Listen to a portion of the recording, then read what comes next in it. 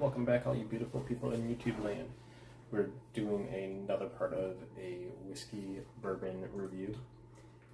This one is Elijah Craig. This is a small batch.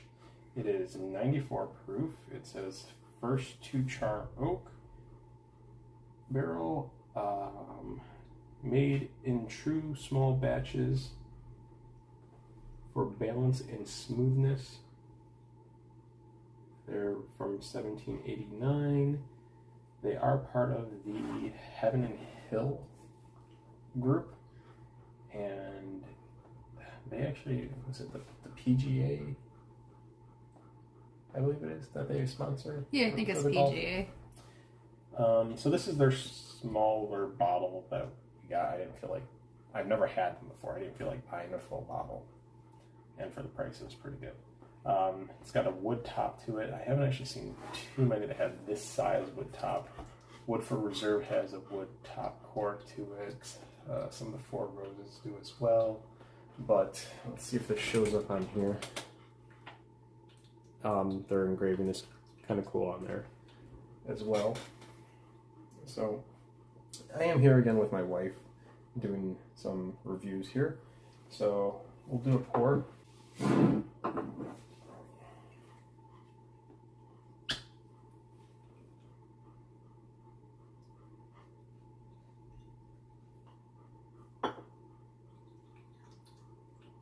So I don't know if this bottle has been sitting on a shelf for a little bit, but you can see how swollen that cork is.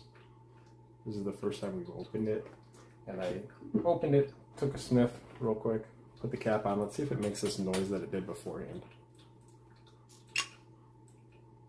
And of course, it's not going to do it. It was making like a fizzy noise. A fizzy noise, like there was pressure in there. So I don't know. But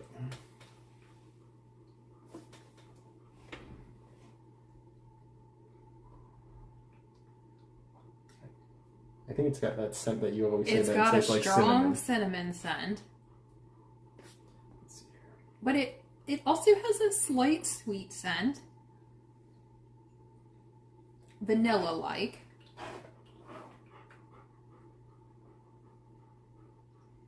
It's got decent legs.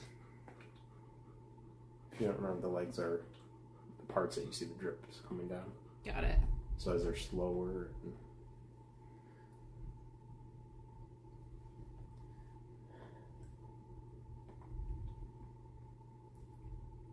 I always just have a problem picking up notes until someone says something.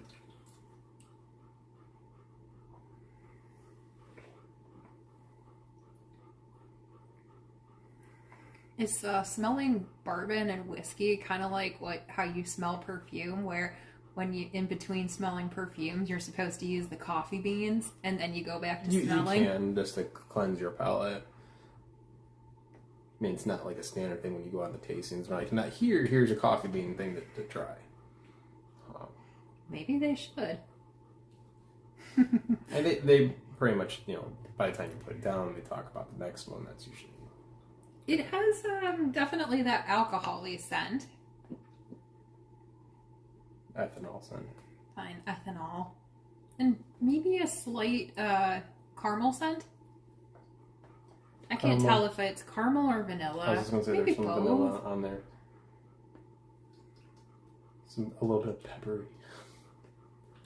So here's the thing, if you're ever going on a tasting and they ask you, oh, what do you smell or what do you taste? Or at least when you're smelling. Everyone is usually quiet. Or at least in all the tastings we've been in. And one guy finally said, hey, one thing you're never going to go wrong with is if you smell vanilla and caramel. You'll always be good. But as I talk about, a lot of stuff is also how you've been brought up. So if you haven't been brought up with different scents, it's going to smell different to you. So they use the example, if you're from the United States and you're raised on an American diet, which isn't the healthiest. So cheeseburgers and pizza? Sure. But you have someone that comes from Africa, Guatemala, Japan, they're going to smell something different from that same glass that you have. It's because they have the different scents. They're raised differently. They eat different food.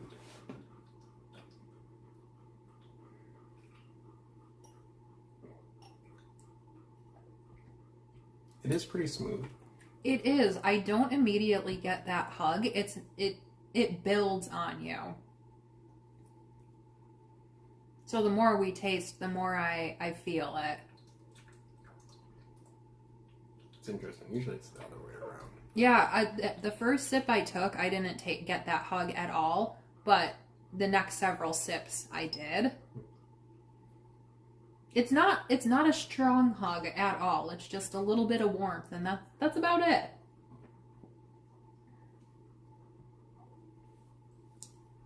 Oh, it's making me burp.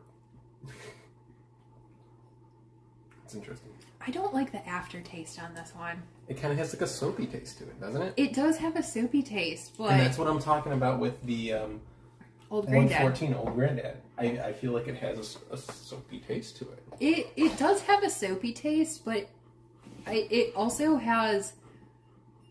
After you've taken several sips of it, it has a strong alcohol taste. Like ethanol, I guess is what you keep saying. So, by the way, we are nowhere near professionals at tasting any of this stuff. I mean, probably more so within the past 3 months. We've gone up in these tastings and trying more and more whiskeys and bourbons. My go-to whiskey was originally Blade and Bow, which we'll do a review on that another time. But I haven't been able to drink for a while, and now I can drink due to issues and medical issues of having surgery. And being able to drink now, it's like, wow, I kind of never realized how much I like the bourbon as that. Because I think it was more or less before, when I was into it, it was more of, oh, here's the cheap stuff like Jim Beam or what else was there? Jack Daniels. I'm talking the original stuff, not like any of their higher end things. Yeah, just cheap stuff. Yeah, like, $15 a bottle. Yeah. You know, and so I kind of stayed away from it. That's when I found, like, Blade and Bow and like that. But I'm starting to figure out more stuff. Going back to Elijah Craig, it's not my favorite, but I don't hate it. Yeah. It's fine. I feel like there's other bourbons that are out there that are better. Yeah, I would agree. It's not bad. Would I drink it again? Sure. But I have other ones that I like more. So for you to say that this is not one that you would seek out? I mean, if you got a really great deal on it, sure, to add to your growing collection. But outside of that, I wouldn't intentionally seek it out. Personally. Yeah, I mean, this is not a bottle that I would want to like stock. I really don't have any bottles that I want to have doubles of or anything like that right I mean, now. I guess it's a good thing you got like the baby size. Yeah, and that was the point. Is I was looking at it, I'm like, well, the price of it. I'm like, well, let's just get this one. What ounce was this thing? Is this a 350 ounce? 375 ounce. This is a 375. It's half of a typical bottle. Yeah. So it's a smaller bottle. It's not the typical 750 ml, but I would say it was worth it to try it to make sure I liked it. But I like their products from Heaven Hill, but it seems mediocre to me.